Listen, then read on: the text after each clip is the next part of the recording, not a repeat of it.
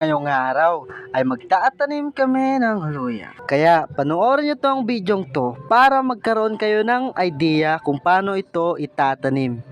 Napakadali lang. In-slice na nga namin to para ito magsisilbing binhi namin sa pagtatanim mamaya. Weather check, tamang-tama lang yung panahon, hindi umulan at hindi rin masyadong mainit kaya tamang-tama ito sa pagtatanim. Binilad na nga namin to para matuyo at para hindi siya masisira pag naitanim na sa lupa. Sinubukan ko rin maglikit, na curious ako kung ano ang lasa. Practice sa taglikit, Brad.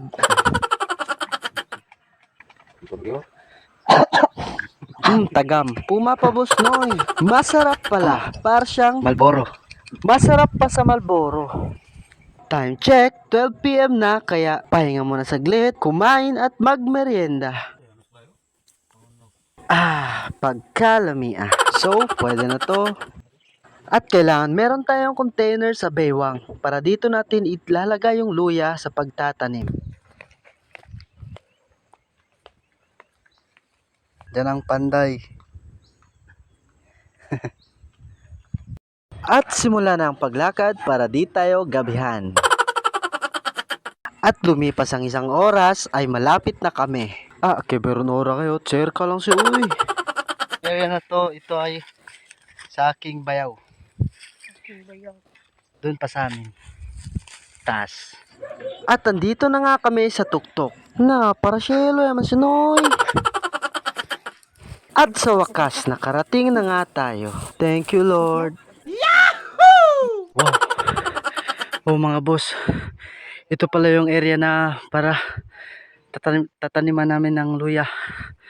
Napakalawak. Grabe.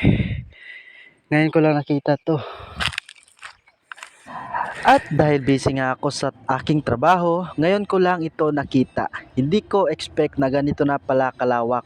Maraming salamat nga pala sa aking mga bayaw. Ganito lang yung pagtatanim mga boss. Dapat may dala tayong bara. Ibabara lang natin yung lupa, tapos doon natin ihuhulog yung ating luya. Twing. Yan. Napakasimple lang. Napakadali. Dito mga boss, may share lang po ako sa inyo. Yung bang kasabihan na huwag tayong umasa sa isang resources lang.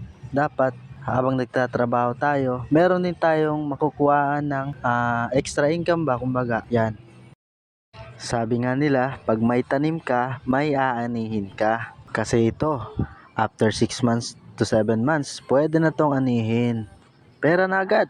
At kung napapanood mo man ito, mga boss at madam, huwag mo nating kalimutang i-like, comment, at share. Para may ambag ka naman sa page ko, Charla. At dito ay bumalik na nga muna kami sa kubo. Kay Dulcere, kay El Cielo, ulan. At isinilong ko na nga muna ito para hindi ito masira sa ulan. Tulad ng relasyon nyo ba, para hindi masira. At wala na nga ulan, kaya binalik ko na lang ito ulit para matuyo. Parang nilalaro ako ng tadhana ulan na.